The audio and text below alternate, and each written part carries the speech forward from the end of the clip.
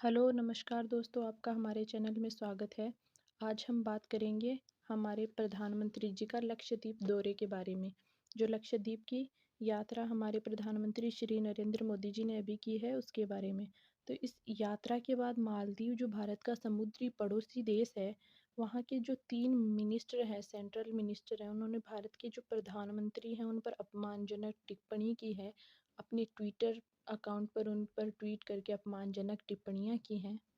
अब बात कुछ ऐसी है कि जो मालदीव के 3 मिनिस्टर हैं, जो वहाँ के डिप्टी मिनिस्टर हैं यूथ मिनिस्ट्री में, जो है मरियम सियूना, अब्दुल्ला माजिद और मालशा शरीफ, उन्होंने अपने सोशल मीडिया अकाउंट पर पोस्ट डाली जिसमें भारतीय पीएम पर अपमानजनक टिप्पणियां की गई। इन पोस्ट में श्री मोदी जी को जोकर, आतंकवादी और इजराइल की कठपुतली जैसे शब्दों का इस्तेमाल करके अपमानित किया गया। बल्कि मालदीवी जो मिनिस्टर है मालशा शरीफ, उन्होंने तो पीएम मोदी पर 2000 मुस्लिमों को मारने तक का इल्ज़ाम लगाया और बोला इसलिए क्योंकि उन्होंने 2000 मुस्लिमों को मारा है, इसलिए भारत का प्रधानमंत्री जो मोदी जी हैं वो एक टेररिस्ट। इसके बाद ही मालदीव्स को भारतीयों की कड़ी आलोचना और बायकॉट का सामना करना पड़ रहा है, जिसके बाद मालदीव की जो गवर्नमेंट है उन्होंने इन तीनों मिनिस्टर्स को सस्पेंड कर दिया है। लेकिन फिर भी भारतीयों ने अपना आक्रोश जारी रखा है और मालदीव जो एक टूरिस्ट डेस्टिनेशन है, पर भारतीयों ने वहाँ की टिकट कैंसिल करवाना शुरू कर दिया, वहाँ की यात्रा करना बंद कर दिया है। और यहाँ तक कि जो ट्रैवल एजेंट्स हैं उन्होंने भी बुकिंग करना बंद कर दिया है, वहाँ की मालदीव की बुकिंग लेना बंद कर दिया है। मालदीव की फॉरेन मिनिस्ट्री ने स्टेटमेंट जारी की है और जिसमें उन बताया गया है कि ये जो स्टेटमेंट है, ये जो ट्वीट किया है उन मिनिस्टर्स ने, ये उनका पर्सनल ओपिनियन है, उनकी पर्सनल थॉट्स हैं और ये मालदीव की जो गवर्नमेंट में पार्टी है उसको रिप्रेजेंट नहीं करती हैं, ये मालदीव की गवर्नमेंट को रिप्रेजेंट नहीं कर। लेकिन फिर भी ये उनका जो आधे मन से हाफ हार्टेड किया गया ट्वीट है, क्योंकि इस बारे में ना ही तो उन्होंने कोई माफ़ी मांगी है और ना ही भारत जो मालदीव के प्रेसिडेंट है जो मोहम्मद मुइज़्ज़ू है, उन्होंने पब्लिक में कोई स्टेटमेंट जारी की है और ना ही उन मिनिस्टर्स को डिसमिस किया गया है, उन्हें सिर्फ सस्पेंड किया गया है। सस्पेंड मतलब उनको जैसे कवर किया गया है कि इस मामले से डिफेंड किया जा रहा है उनको, कि जब तक ये मामला ठंडा नहीं होता उनको सस्पेंड किया जाएगा और जब ये मामला कंट्रोल में आ जाएगा तो उनको उनकी जगह वापस दे दी जाएगी। अब जब ये मामला चल रहा है तो हम देखते हैं कि इंडिया और मालदीव्स के रिलेशनशिप कैसे हैं, जो इंटरनेशनल रिलेशनशिप होते हैं, जो उनकी रणनीतिक गठबंधन कैसा है। तो इंडिया जो है वो मालदीव्स को नेबरहुड फर्स्ट की नीति के तहत बहुत हेल्प करता है।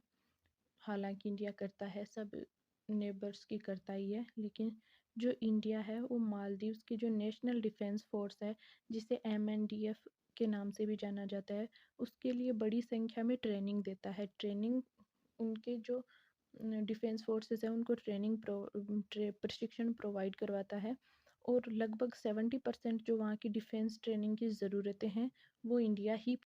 इसके बाद बात करें मालदीव की इकोनॉमी की, तो मालदीव में पर्यटन जो है, टूरिज्म एक इकोनॉमी का आधार ही मान लीजिए, वो सबसे ज़्यादा बड़ी वहाँ की इंडस्ट्री है टूरिज्म, जहाँ सबसे ज़्यादा इंडियन टूरिस्ट ही जाते हैं। अभी 2023 के ताज़ा आंकड़ों के अनुसार 2 लाख से भी ज़्यादा भारतीय 2023 वर्ष में, एक वर्ष में 2 लाख से भी ज़्यादा इंडियन टूरिस्ट मालदीव गए हैं।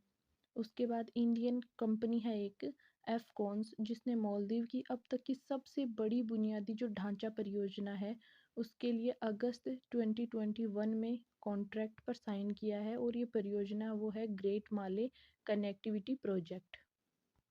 इसके साथ ही इंडिया मालदीव्स का तीसरा सबसे बड़ा बिजनेस पार्टनर है।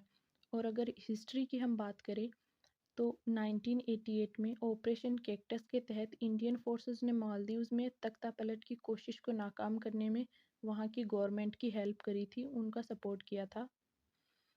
2014 में ऑपरेशन नीर के तहत मालदीव्स में जब ड्रिंकिंग वाटर की प्रॉब्लम सामने आई थी तो ड्रिंकिंग वाटर सप्लाई की गई थी ऑपरेशन नीर के तहत।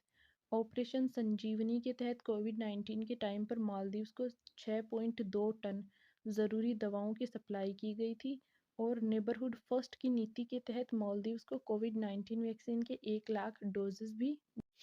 अब मालदीव्स और इंडिया के जो रिलेशनशिप हैं उनमें प्रॉब्लम शुरू होती है 2017 में, जब मालदीव्स ने चाइना के फ्री ट्रेड एग्रीमेंट पर साइन किए।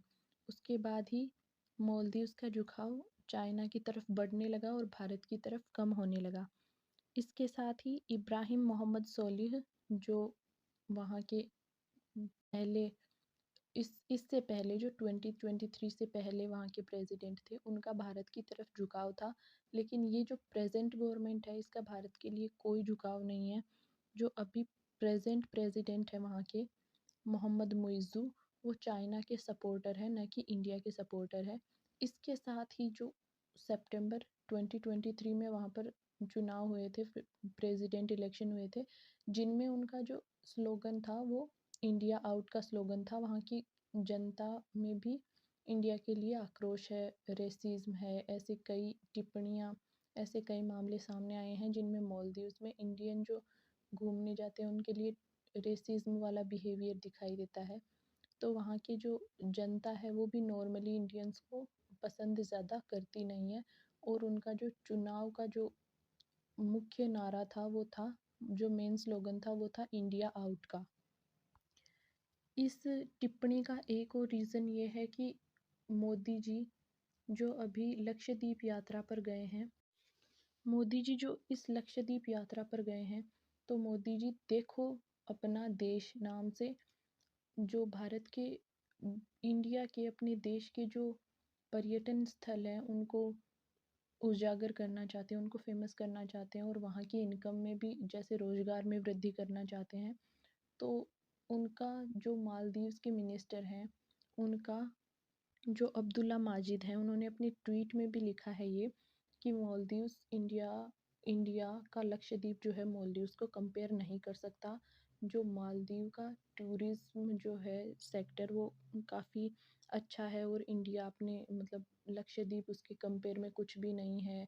और उन्होंने बैकलैश भी किया है काफ़ी इंडिया को।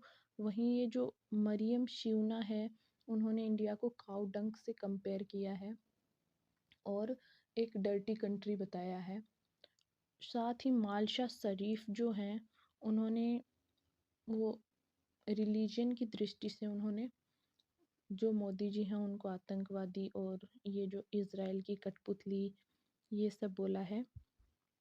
तो ये जो है उनकी इनसिक्योरिटीज़ है, मेन बात है उनकी इनसिक्योरिटीज़ हैं जो बता रही हैं कि मालदीव्स को लक्षद्वीप कंपेयर नहीं कर सकता। इसका मतलब उनको अपनी इकोनॉमी के लिए जो डर है वो अपने ट्वीट्स के ज़रिए दिखाना चाहते हैं, अपने ट्वीट्स के ज़रिए सामने लाना चाहते हैं। मालदीव्स को बेटर बताकर, वहाँ के टूरिज़्म सेक्टर को अच्छा बताकर या फिर लक्षद्वीप को बैकलैश करके वो अपनी जो भड़ास निकाल रहे हैं, उसका मेन रीज़न है उनका डर, उनका टूरिज़्म सेक्टर के लिए उनका डर।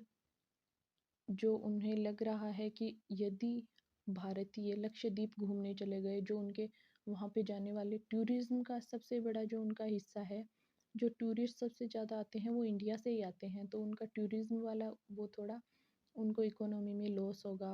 अगर भारतीय जो है वो भारतीय आइसलैंड पर घूमने लग गए, आइसलैंड जो है भारत के टूरिस्ट जो जगह हैं वहाँ पे चले गए, तो उनका तो नुकसान ही होना है, उनकी तो इकोनॉमी पर असर पड़ना ही है। तो उनकी जो मेनली प्रॉब्लम है वो यही है, पैसे वाली इकोनॉमी वाली। इसीलिए उन्होंने ये जो है, अब हम थोड़ा अपने लक्षद्वीप के बारे में भी जान लेते हैं कि लक्षद्वीप जो है उसका गठन 1 नवंबर 1956 में हुआ था और 1971 से पहले इसे लक्काद्वीप के नाम से जाना जाता था। ये एक 36 जो द्वीपों का समूह है और इसकी राजधानी है कावारती और यहाँ का जो सबसे बड़ा शहर है वो है एंड्रोट। ये टोटल 32 किलोमीटर स्क्वायर के एरिया में फैला हुआ है और यहाँ की पॉपुलेशन है 64,500। यहाँ की लिटरेसी रेट भी काफ़ी ठीक है जो 92% है। यहाँ की ऑफिशियल लैंग्वेज इंग्लिश और मलयालम है। लक्षद्वीप अरब सागर में स्थित है, जो भारत के जो मालाबार तट है कोच्चि, वहाँ से 200 से 440 किलोमीटर की दूरी पर है। और लक्षद्वीप का जो मेन मुख्य व्यवसाय है वो नारियल की खेती और मछली पकड़ना है। अब लक्षद्वीप जो है वो नेचुरल ब्यूटी और वहाँ की जो पर्यटन क्षेत्र है जो है वो इतना समृद्ध है, वहाँ की नेचुरल लैंडस्केप इतने अच्छे हैं। और ये मालदीव्स की अपेक्षाकृत जो कंपैरिजन में बहुत सस्ता भी पड़ता है वहाँ का टूरिज्म। तो ये तो था हमारे लक्षद्वीप के बारे में। वो वहाँ ब्यूटीफुल भी बहुत है, वहाँ पर कंपैरिजन में मालदीव की कंपैरिजन में भीड़ भी कम है वहाँ पर। बहुत अच्छे अच्छे जो नेचुरल दृश्य हैं, बीचेस भी वहाँ के काफ़ी खूबसूरत हैं। तो ये तो हुई लक्षद्वीप की और मालदीव द्वारा की गई टिप्पणियों की बात। देखो मेरा देश के तहत हमें भी अपने देश को आत्मनिर्भर बनाना चाहिए, अपने देश में पर्यटन को बढ़ावा देना चाहिए। धन्यवाद। आगे मिलते हैं नेक्स्ट वीडियो में एक और नई जानकारी के साथ। धन्यवाद। जय श्री